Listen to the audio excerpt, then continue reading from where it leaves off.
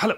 So, I was thinking, to change things up a little bit, that I would make a review of the Beetronics Swarm, this pedal right here. I've had it for a year and I thought I never see anyone make reviews of things that I've had for a longer time. It seems to usually be that you get a piece of gear and you use it and you try it out and then you sort of forget about it.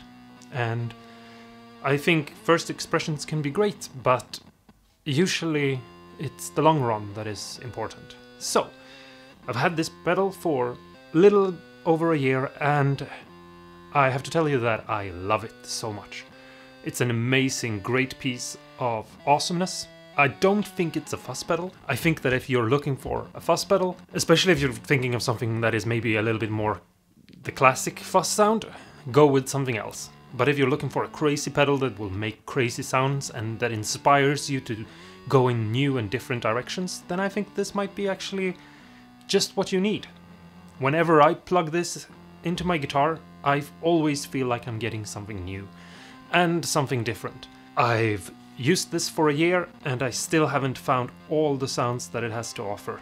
I kind of feel like every time I plug it in, I get something new. And that, to me, is amazing. I really like the sound that this makes, all of it. It has 9 different settings that you can start out from, and they are all interesting and fun.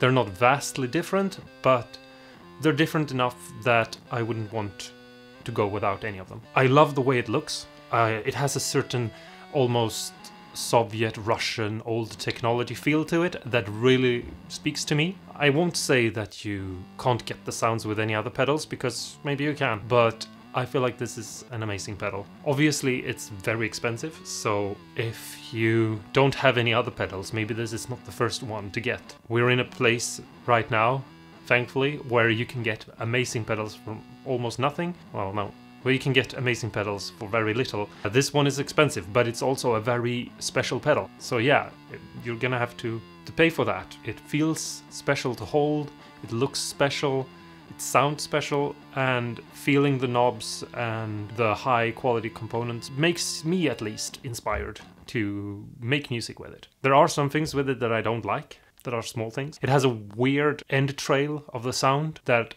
I at least don't know how to get rid of. It's sort of annoying. What you need to do basically is pull back the volume before. It is sort of a whom sound. I'll try to cut a clip in here right now where I play it and you can hear it, what I'm talking about.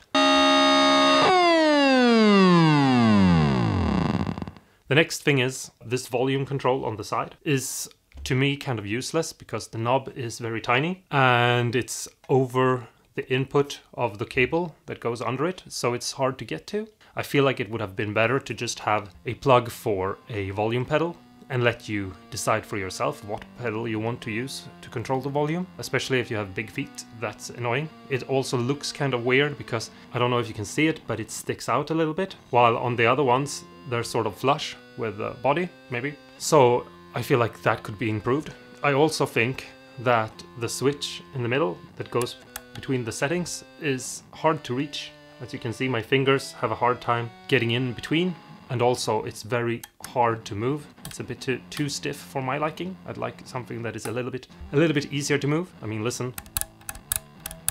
Yeah, but on the other side, it's really high quality because it's the same kind of movement in the Switch now, over a year later, than as the first time I plugged it in, which means it hasn't really worn out. I've had pedals where the control knobs are worn out after a week or two, so you really get quality. It's not a pedal for everyone, but I think that everyone should, at some point, actually try it.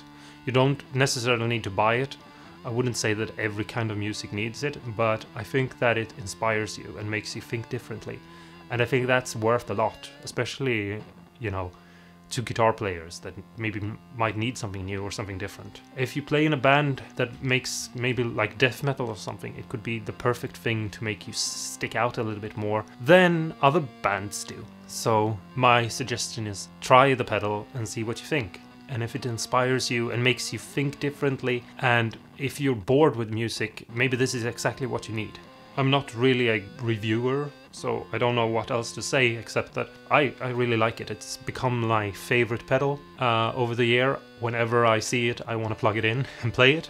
And it is a combination of the sound, which I think you can get with others, but it's also the way it feels, the way it is to hold it. It's not a very heavy pedal, but it has some heft to it, and it has a very nice brushed aluminium look to it, and a very, very nice Soviet-inspired aesthetic to it. That I care about those kinds of things, and if you don't care about those things, then you don't pay for those kinds of things, which is what you do with an expensive pedal. Let's plug it in and see what it sounds like. I'm just gonna do some simple sounds because you can really get into it. I feel like moving the knobs just a tiny bit will affect the way it sounds, sometimes more dramatic than other times. So I can't really show you all the sounds of the pedals because I've honestly not found all the sounds. But yes, let's plug it in and see what it sounds like, at least some of the sounds it can make.